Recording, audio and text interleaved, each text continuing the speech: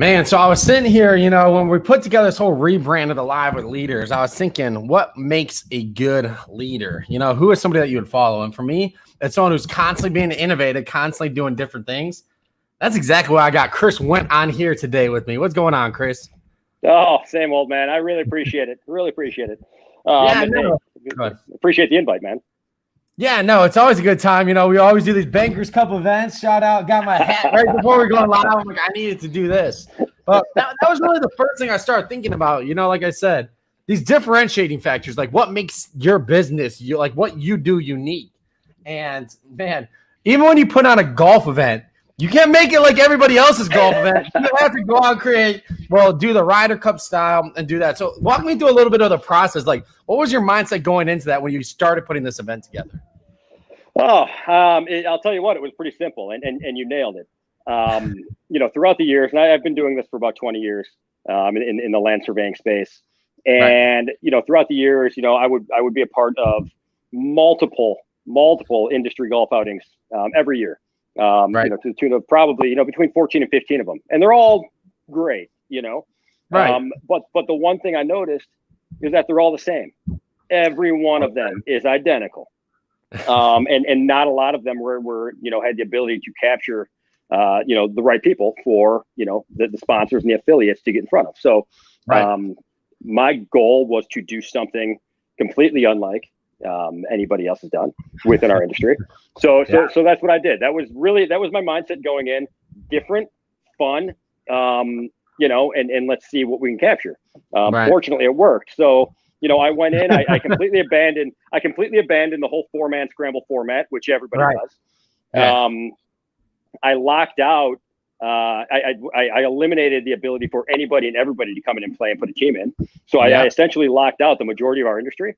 And the only people the only people want to get in that much more. That was genius move. Yeah. Well, for sure, you're right. And the only people that we allowed to golf in this thing are real estate agents and mortgage lenders. For us, those are the top two rungs of the industry, and who we're all going after for business. And I thought, you know what? If I could put something in place that to attract those two groups, everybody else is going to come running. And it worked. So lenders versus agents, Ryder Cup-style. It's 2-man teams, not 4-man teams. And we have matches, throughout this 2-day event. So it's not 1 day, it's a 2-day event. Yeah. 2-day event. Absolutely. So the lenders will play 3 to 4 matches against different. Chris. We might be losing you a little bit. All right. Well, yeah. So again, guys, like I said, I'm putting together this Live with Leaders. What the whole goal of this is, I'm going to be bringing on leaders, not just in the real. Okay, you back? Yeah. Was that me that I had you clip out too there? Yeah, I don't know. One of us did. So I kept talking. You probably did too. So it's a win-win. Somebody was talking. Yeah. So I think something that you took, like, I give you mad props for this too, because a lot of times when people think different, they think I gotta go recreate the wheel somewhere. I gotta go come up with something that nobody's ever done before. But you were smart and you went into that like, all right, what is a golf outing that's already been done that people like, right? You went the Ryder Cup-style. You didn't come out with like a brand new type of golf outing or try and recreate the wheel. You just sat there and be like, what is somebody else doing that's already successful, and how can I duplicate that here within our industry? Sure. And I'll tell you what, really and truly where this thing was born. I was over at my country club, and I had 2 groups of people that wanted to golf against one another. And they asked if they could do that at my club, which is where we hold the Bankers Cup. And it was 2 teams, 2 men each, PNC and Chase Bank. And they said, hey, we're just going to golf against one another. They didn't know how to golf, really. So it was hilarious. And I was thinking, you know what, this is going to be hilarious. So I'm just going to go out and watch these goons, go out and have some fun. So as we were back at the patio, having lunch afterwards and having a couple cocktails, it was during this is one of my favorite PGA events. It was the President's Cup.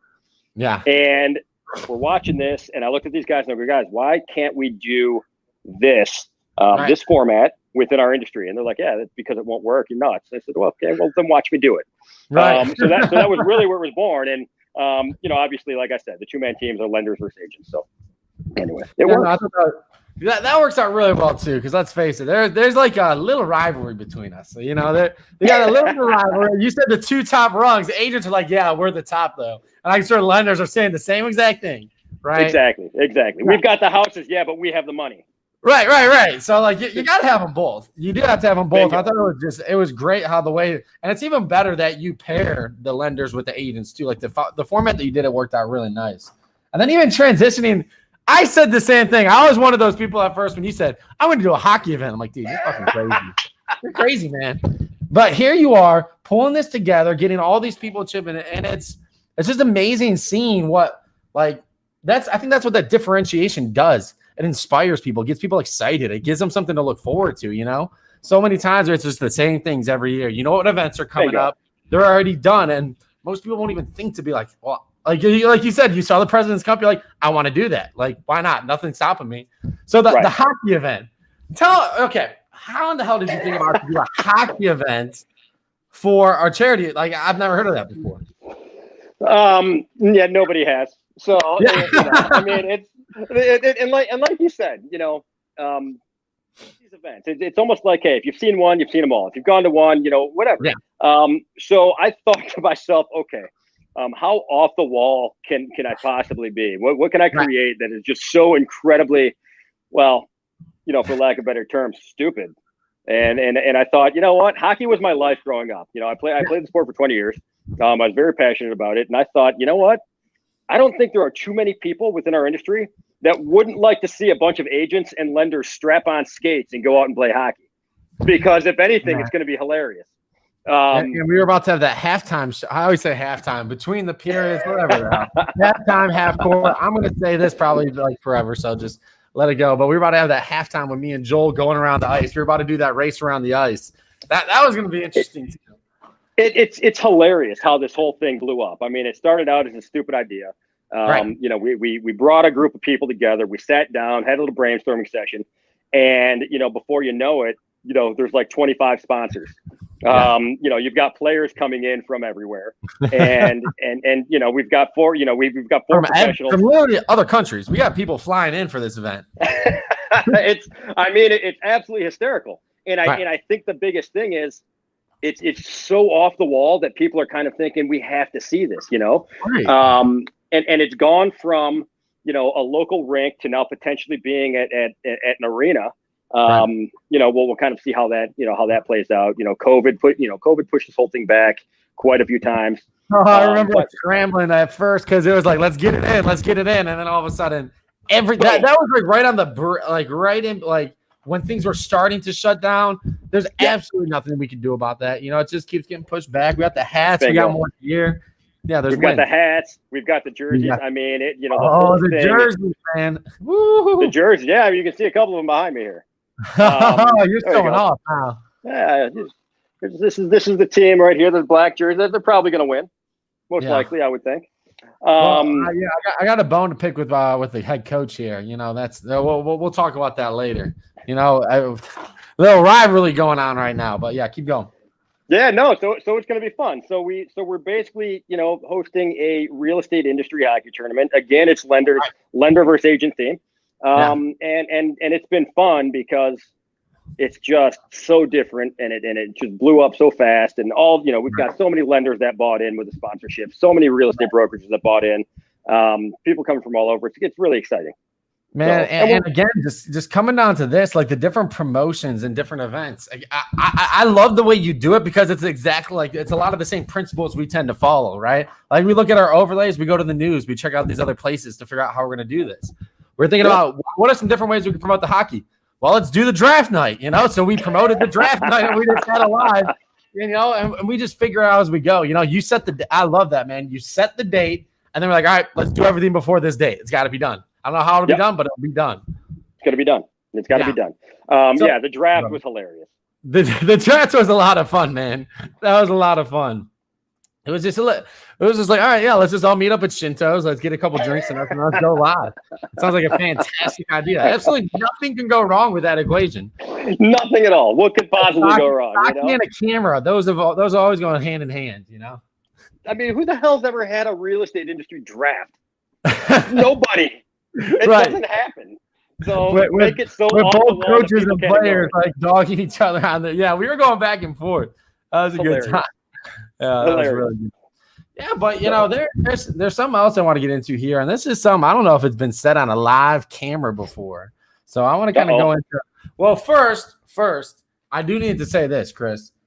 I've been to a lot of real estate events across the country. All these different places. Went to like going out after. To who's sponsoring the events. I literally do not think I've ever seen a survey company like present at these places. And again, man, this is just something that you're just doing differently, right? I don't know what it is. Maybe they don't come up and say hi to me. Maybe that's just not it. But I do not see it anywhere else. So like, what's going through your mind where it's like, yes, I want to be involved more. I want to be at these different places. I mean, it's pretty simple. Get in front of as many people as possible. Do it for the right reasons and go about it in the right ways. And I think anything is possible and anything can happen. And that has really been my growth strategy for years and years and years. Put myself in the right, put myself in a position to succeed and grow, and and great things happen. Right. So, but yeah, I like to meet people. The more people this, you're the same way. The more people the stronger and more powerful you are. Right. And it works. So I'm everywhere. Yeah, no, you really are. And I will say this: I think you might be the most known surveyor this side of the Mississippi. I think that's like a fact. I don't know if anybody can even argue that. Well, hey, you know what? The events have helped.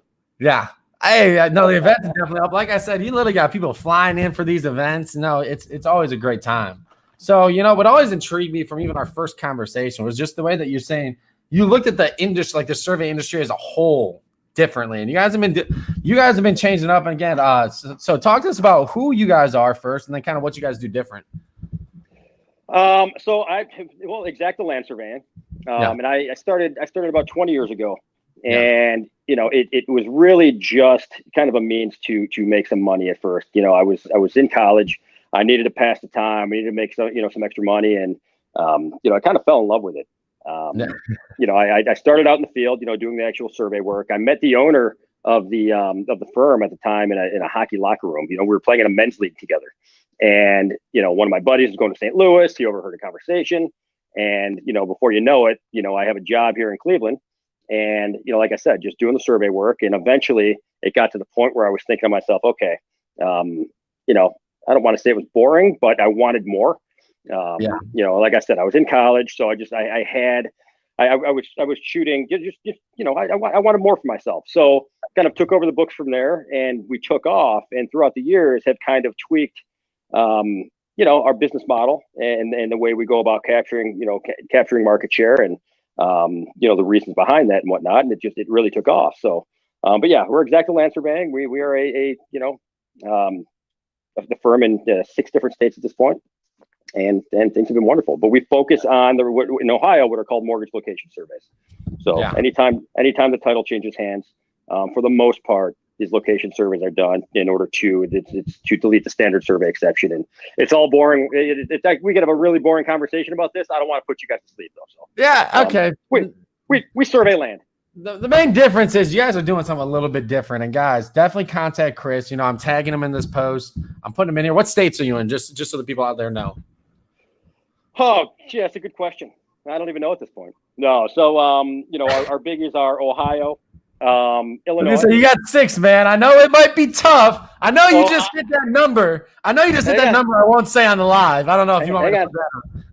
I'm going to jot these down on my hand. Ohio, Florida, Illinois, Texas. Yep. Virginia. Nice. Maryland. Yep. PA. Is that it? Parts of PA. I think that's it. I think that's 6. I think that's 6. So, Ohio was first. Florida came next, and the rest is history. Man, but that's what I'll say. That's one thing. Every single time we have a conversation, it's about doing something different. It's like, hey, can pull this off? Yeah, why not? Why not? It's not about it's not about how you're going to pull it off. It's about who, right? And I think that's something you do a great job at. It's, you know, that you can't be in the seat for every single thing that you do. You know, you want to get on social media, you reach out to me. You want to start putting some of this together, you reach out to Sarah. Like, there's so many different moving parts, and you know that you don't have to do everything, right? So I think that's really great the way that you organize that. Oh, it'd be impossible. It would be impossible. You know, with having a true full-time job and trying to do the events, you know, that are supposed to be secondary. You're absolutely right. You can only spread yourself so thin before you go nuts. So yeah, our network is phenomenal. You know, we all work so well together, and it's been great. So yeah. So just really quick, where do you accredit like finding the right people? You know, because I mean, like right now, I'm like, man, Chris has got like a guy for everything. It's like, where do you find the right people? Like, how do you go out and do all that? Oh man, it's been, well, like I said, 20 years in the industry. You know, I've seen a lot. I've seen a lot of things go wrong. I've seen a lot of things go right, and I have been able to.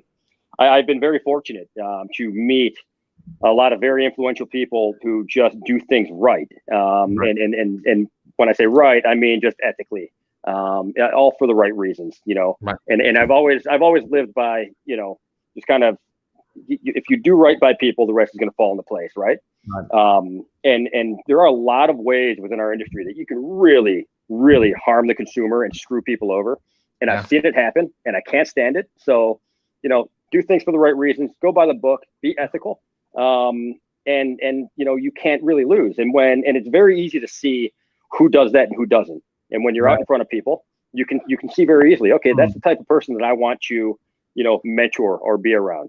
And honestly, you know, it may sound corny, but that's how I found the people. I somebody that I would like to be at some point in time. And I mean, shoot, I mean, you guys are no exception. I mean, that's why we get along so well. I've seen what you guys do, and it's great, and I love it. So that was like the first night, Al's Christmas parties. If you haven't been to one of Al Stacy's Christmas parties, y'all are missing out. Or New Year party, whatever the hell. There's snow on the ground at the party. Man, I'll tell you what, those are a good time, and that was a legendary night. That will go down in history in a couple different books, but you know, that was a good night. But yeah, you know, that's where we did kind of hit it off. You know, we started talking about different things that I was going through and starting to do, and you were kind of going through a similar situation. We're able to sit down and talk about the growth, the next strategy. What are you doing next? What am I doing next? How can we work together to help each other get to this similar goal? Right. Sure. So I think that's where it is. Like, even though we had a great night, you know, it's still that growth conversation, you know? And that's where it started. And like I said, you can sit down with somebody, and within a matter of minutes, you can tell if this person's full of shit or if this person's real, you know? Right. And I think that's where you and I hit it off, you know, really quick. And it was great. Yeah. I mean, we sat outside just BSing.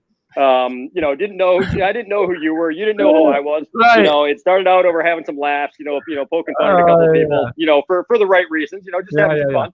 And before you know it, we're having a conversation about work and just life in general, and how you do things and why you do things and what your purpose is. And it was wonderful. And again, the rest is history. You know, here we are now. So you're right. It's funny how that works. You know, it was just that one little conversation that sparked, and all of a sudden we're doing Bankers Cup events together. You know, I appreciate you getting me involved, and it's a lot of fun to be able to put these on with you. And you know, my big thing too is, like you said, why are we doing it for? You know, we're not just doing it to go out there and have a good time. You know, you have that chair, like every single time you always like switching charities, like get involved in different places. So I think that's I always say this, man, especially right now, it's so easy to complain about what the hell is going on out there. What are we actually doing to make a difference? And you're somebody that I look at and say, Chris is out there making a difference. You know, he doesn't just look at a problem and be like, man, that sucks. You know, like you go, like, unfortunately, that's what I see all the time. They'd be like, wow, that really sucks, man. Can't you do something about that? Chris is like, nope, I'm going to throw on the gloves. I'm going to put on an event. I'm going to raise money for it. Boom. Sure. Done. Sure. Yeah. No, I admired that in you, man. That's great.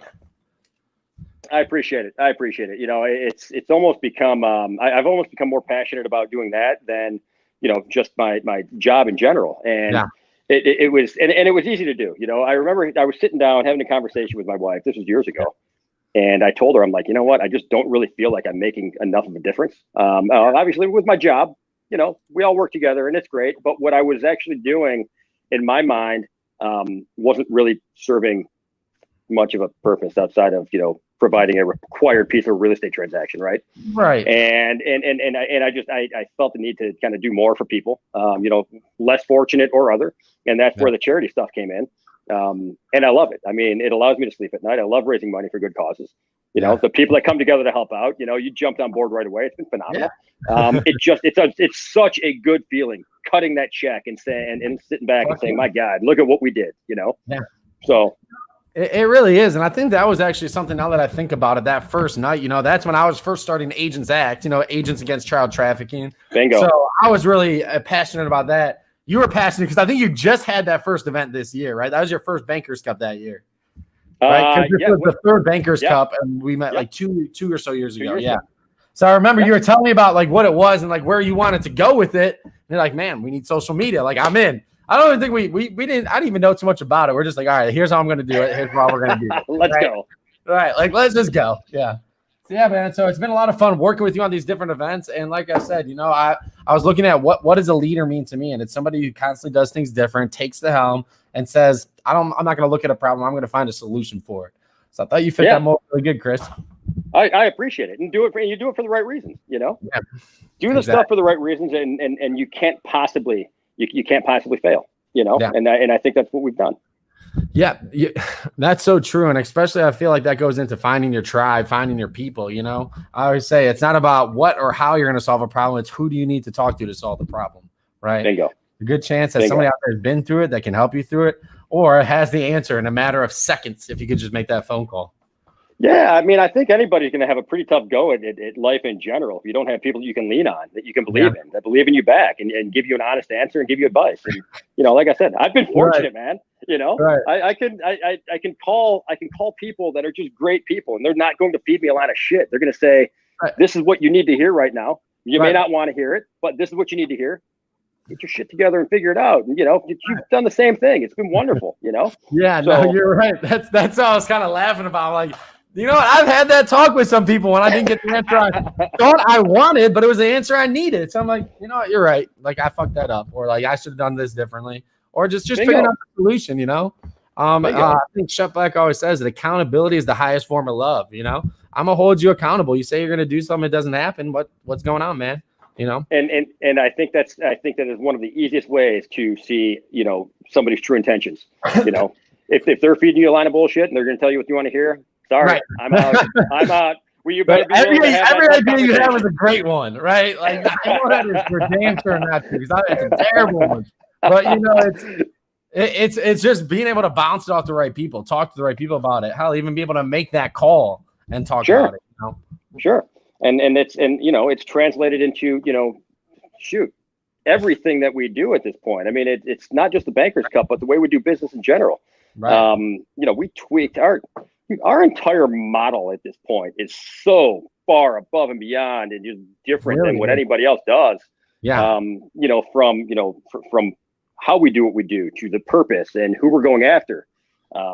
We work directly with real estate agents and lenders at this point, and nobody else does, and again, for the right reasons. There's a lot more risk involved when we do when we provide our services at the agent level or the lending level. If a deal doesn't close for whatever reason, we don't get paid, so it's not like we're paid up front. We're paid out of closing. So when you're doing these things 30, 45 days in advance, right. You can lose your ass quick if that cancellation rate goes through the roof. But the point is, doing it that way is better for the client. It's better for the buyer. We've been put here, just like everybody else, to help protect buyers and sellers of real estate, right? Yep. Yeah. And our services can be the difference between a deal closing on time or not closing at all, or just somebody being really bent out of shape that something may not be the way they thought it was. Right. So my whole thought was, why aren't we doing these things up front for the agents or the lenders, showing everybody what the potential issues are up front and then fixing them? And like I said, the problem with that is these things can die, and we could be out, we could be out, just getting paid in general, but whatever. The risk was worth it, simply to help, just to help get these deals done, the right way. So, yeah. So talk to me a little about that, because that's what I kind of wanted you to divulge a little bit on here. It is something that you guys are doing different. I just find it really, really cool. So you guys are working directly with realtors and lenders. So you say you have the risk involved. Like what are some preventative measures that you guys go through? Do you guys communicate more with the agents? Like what exactly is like your part of the process there? So, well, like I said, so in Ohio, any time title changes hands on these properties, anytime there's a sale of real estate and it's a finance deal, these surveys have to be done. And historically, they were ordered at the title level, and they still are a lot of the time. And the issue with that is when a title agency will order a survey, it's typically ordered in the 11th hour, right? And they do that for the right reasons. So if you're closing on the 5th, they may order the survey, on the 1st. Right. The problem with that is, although it's great for us because we know at that point we're going to get paid, right? Because you already have a clear to close. We are typically the last piece that that falls into play. Jimmy's always chiming in. So the problem with that is our survey findings can be the difference between a deal closing or a deal not closing. And I saw all too many times, some sort of a nasty encroachment that we uncovered or a nasty violation. That would be uncovered that would be shown to the buyer at the closing table, and they'd be like, "Oh no, where the hell is this coming from?" I didn't know that this was the case. I'm out, and and that turns into what? It's a lot of it's lost commission. It's a lot of wasted time. You've got a buyer who's pissed off. You have a seller who's pissed off. You've got the broker who's pissed off, and you've got the lender that's out, and then the title agency did all this work too. So and then you guys are still standing there like at the same position where it's no deal. No deal. Right. So the thought was, guys, if we could start working, if we could kind of hop this up the food chain a little bit, right? Let's go to the lenders. Let's go to the agents. Let's capture the work up front. And then, if we've got 30 days to get this thing done, we'll get it done within 2. If there's an issue, we're going to uncover it. We're going to show everybody, and then we're going to pull our heads together and figure out a solution. And at that point, we have enough time to make that violation or encroachment go away legally. Legally, and on top of that too, it just it softens the blow for agents. It gives them the power to be able to say like, all right, here's this situation, let's figure out what we need to do moving forward, instead of sitting at the table be like, okay, what's done is done, are we going to sign or not? It doesn't really give you any leverage. It gives you no bargaining position where you can actually figure out what to do. If I was an agent or if I'm a lender or anybody for that matter, I would hit up their hands in this thing. But what else would you do? I would definitely hit me up if I was one of those people. That's for sure. But no, I mean, if you've got this, let's say a $500,000 property that you need to close, you're looking for that commission, and you come up to the home inspection. Home inspection turns up some stuff that's not going to work in your favor, or an appraisal for that matter. You've got a low appraisal, and what's going to happen? The deal's going to die. You're pretty pissed off at that point, right? And again, same thing was happening with the surveys. I got so sick and tired of seeing disappointment from deals closing that, for reasons that were outside of the agent's hands, outside of their control. So if I'm able to eliminate, one of those, closing, one of those deal busters from happening, why not do it? Whether or not it's more risk for me, it works out better for everybody. And that's what I've always been all about. Let's do things for the right reasons, and everything else is going to fall into place. Man, so I think that's what I love about it, because that's why it's, instead of playing inside the box, you're just thinking outside of it, right? What's another way we can disrupt the industry and make it better? I think that's what a lot of these great companies do. They don't try and solve problems with shiny objects. They just look at the entire situation and say, what can we do to solve this problem? One of the problems we're coming to the table with this information too late. So you're like, okay, we're in a position to make this different. So I think that again, it's ingenious in the way it's done. And the best ideas always are when you just look at it and be like, wow, how did we not see that before? Exactly. And it's just been staring the industry in the face. And you guys were the first ones to hop on and take that risk. And obviously it's really working well for you guys. And I was just thinking, I said this side of the Mississippi, you guys are in Texas now. So we were taking over. So I can't say this side of the Mississippi anymore. Yeah.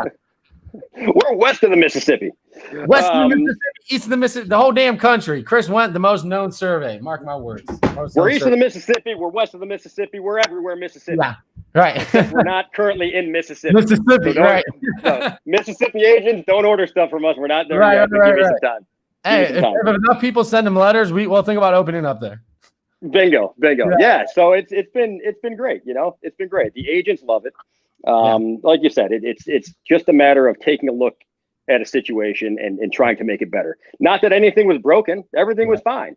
I just saw the ability to put my own spin on it and make it better. And that's all I did. Just made it a little bit better. One of the questions I constantly ask myself is, if this were easy, what would it look like? You know, so many times I try and make a mountain out of a molehill, right? Like I think about this huge problem and it's like, all right, if I could solve this very easily, what would it look like? And chances are you can really do things. Like you can really just look at a situation and be like, wow, I could do a survey 30 days out. Now that just takes away that whole thing, you know, and there was nothing holding you back but the limiting belief of what the industry already was, right? So, and again, you know, I always say market disruptors come from outside the industry. They come from outside the box, right? You're absolutely right. And again, you know, and we're still the only company that's operating like this. And I think you know, I have to believe that I'm not the only one that thought of this. At the same time, I think the risk involved is what scares a lot of people away. People want to get paid. Obviously, who doesn't? Well, that's, you know, you have to keep the lights on somehow. But, you know, I was willing to take the risk. Screw it. Why not? Let's see what happens. Yeah.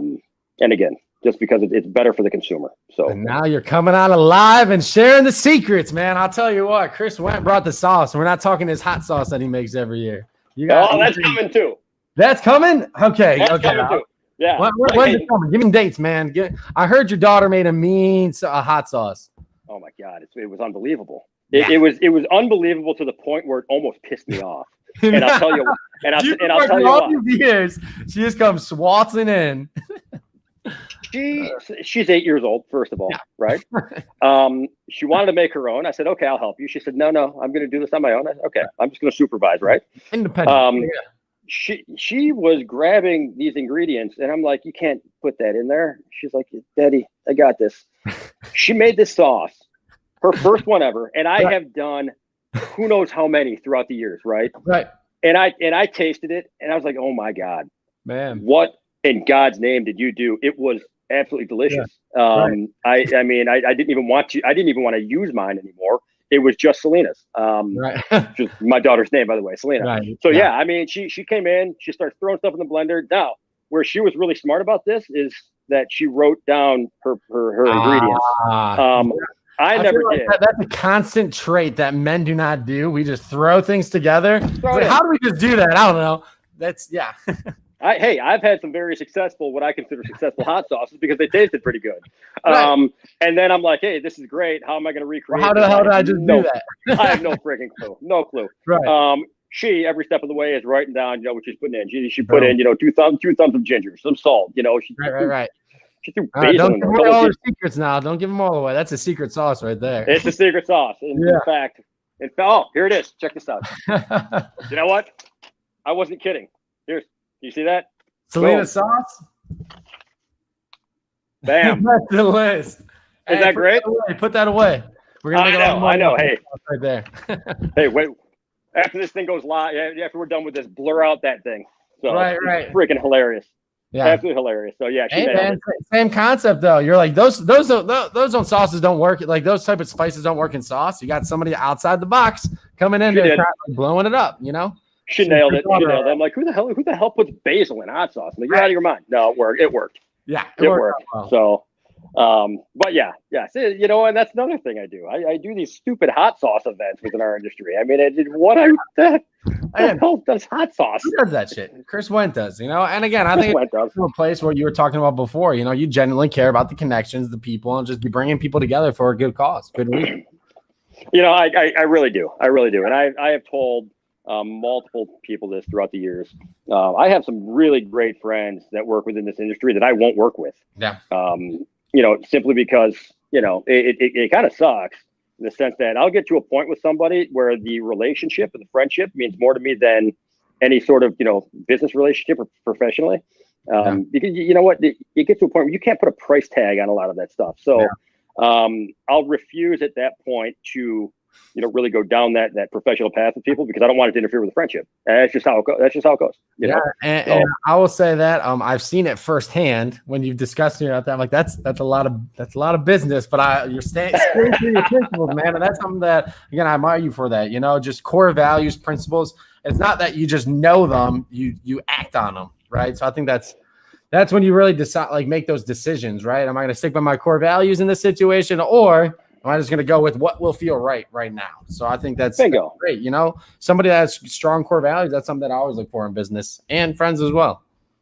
Exactly. You know, it's like I said, you cannot put a price tag on. Well, somebody put a price tag on it, and it was. But that wasn't it. Too funny. So, but yeah, man, things are good. Yeah, I'm excited for the Bankers Cup. If y'all haven't got your tickets, go check it out. It's still going to be a fun time. I think I got pushed back to February. Was that right? Yeah. So we are, just a little under a year behind schedule. It has about a year. And that's February. I don't want to say that, but at this point, I don't think there's any jinx along with COVID. We got jinxed. Bankers Cup 2020 turned into potentially Bankers Cup 2021. Yeah. So we're targeting February. Might as well just do Bankers Cup now.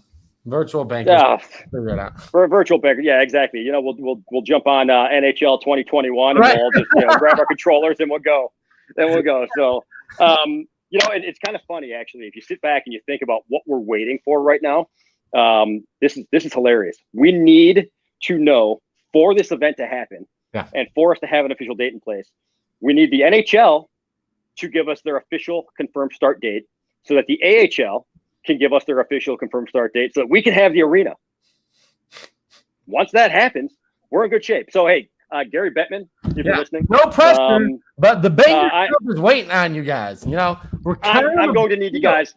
Right. Yeah, I'm going to need you guys to figure this shit out. You know, I realize we've got some COVID. You know, we're in the COVID era, but, get your damn thing.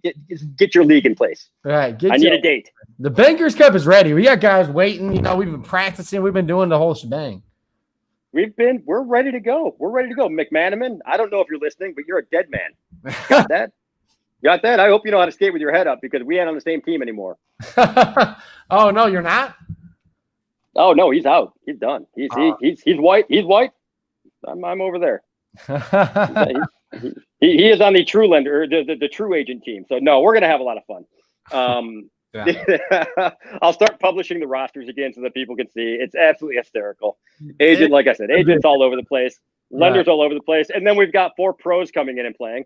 And you got some people who've never skated before in their life. And then we've got people that have never skated before that are going to be out there. You just sign up. That looks cool. I'm going to sign up. Like, what do I need? Skates, equipment. There's the same basketball. When you put on a pair of shoes and you're good to go. No, not at all. And then when I swear, man, who's that guy? Yeah, he's played with the Bruins. Oh, he's with the Penguins. Oh no. Right. He played for Anaheim. Oh shit. Yeah, I mean, it's freaking hysterical. Oh, he's hysterical. They came out of the women's skates. Yeah. Oh, by the way, Brandon Town. My God. Here's the problem there. I mean, he's one of my ringers, and I don't know if the border's going to be open. So, I am half tempted to push this thing back. Just so that he can play. I mean, because Mike, you want to talk about a stand-up guy, I would love for him to be able to come out and skate in this thing. And if not, you know what?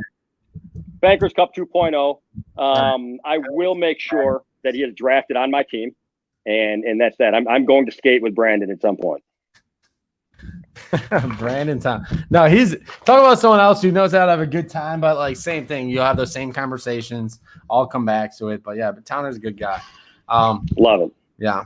All right, Chris. No, I appreciate you coming on here. I appreciate you sharing the knowledge again, guys. You could I'm going to tag Chris in this video so you can go contact him. If you want to learn more about Exacta Survey, we got the link scrolling around the bottom. Chris, thank you so much for coming out, man. Hey, it is absolutely my pleasure. If you guys need me, Nick knows how to get a hold of me. Chris at exactasurvey.com. Yeah. Hit me up. I'd love to talk to you guys and, show you what we do and how we do it. It's pretty simple. Beautiful. Yeah. You want to work with you want to be the best, you got to work with the best. You got to work with the best. I appreciate it. Awesome, guys. We'll see you later, guys.